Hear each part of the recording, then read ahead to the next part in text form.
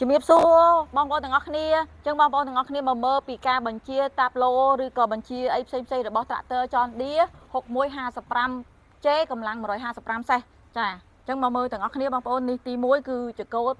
តើតោងចកូតនេះគឺយើងសម្រាប់បងណាគាត់កាន់ចកូតបែប style មិនឬក៏មកហត់នឿយពេកហ្នឹងគឺបងអាចសេរីនៅនេះបាននេះបងប្អូនឃើញធ្វើតាមខ្ញុំទៅគឺអាចសេរីឡើងចុះបានណាចាអញ្ចឹងបងប្អូនមកមើលមកចិត្តតិចមកចឹងមកខ្ញុំអាចប្រាប់បងប្អូនទាំងអស់បានមួយត្រួសទី1នេះគឺយើងសញ្ញោឆ្វេងស្ដាំចាហើយទី2នេះយើងភ្លើងហ្វាភ្លើងកូតអានេះយើងបើកភ្លើងអញ្ចឹងភ្លើងយើងមានពី3តង់អញ្ចឹងណាបងប្អូនចានេះគឺសញ្ញាសុំផ្លូវ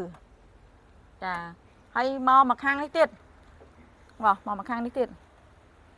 មកខាងនេះគឺទី1អានេះគឺភ្លើងខាងក្រោយអានេះយើងសម្រាប់ប្រឆេះចាក់សោអានេះគឺកាផ្លេហើយនេះគឺសម្រាប់ calibrate នេះគឺសម្រាប់reset ទៅលើការប្រព័ន្ធលើកដាក់ចាបងប្អូនអានេះគឺនៅពេលដែលប្រព័ន្ធលើកដាក់យើង sensor អីផ្សេងហ្នឹងគឺយើងត្រូវ calibrate វាគឺអាហ្នឹងចុចលើហ្នឹងណាអូខេ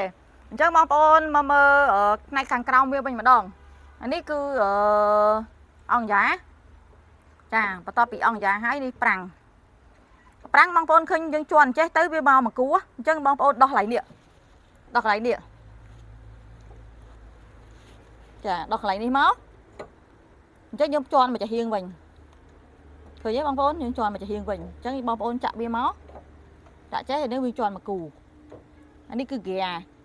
ហើយបន្ទាប់មកពីខាងនេះគឺយើងជន់ឡុកពងចានៅកណ្ដាលនេះបងប្អូនឃើញ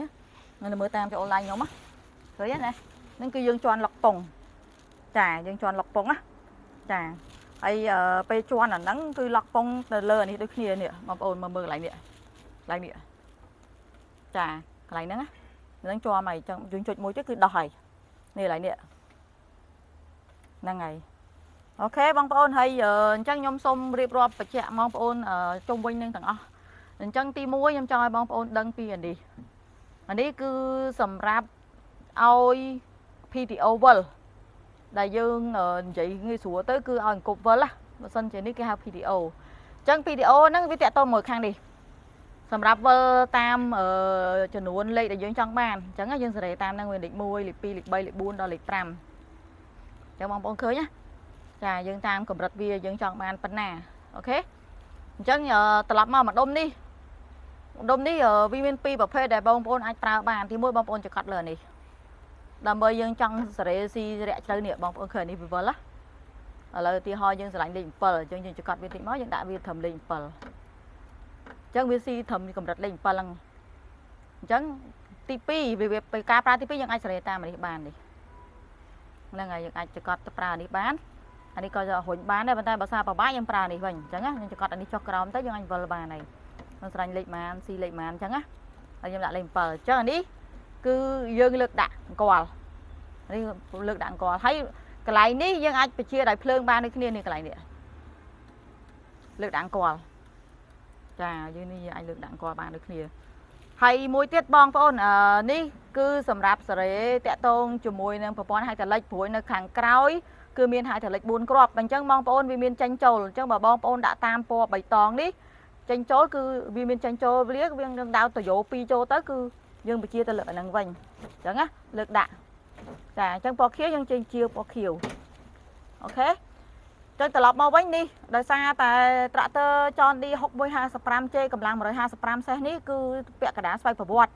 អញ្ចឹងនៅពេលដែលបងប្អូនដាក់លេខឧទាហរណ៍យើងដាក់លេខកម្លាំងយើងដាក់លេខកម្លាំង A បងប្អូនដាក់កម្លាំង B A ឬក៏ B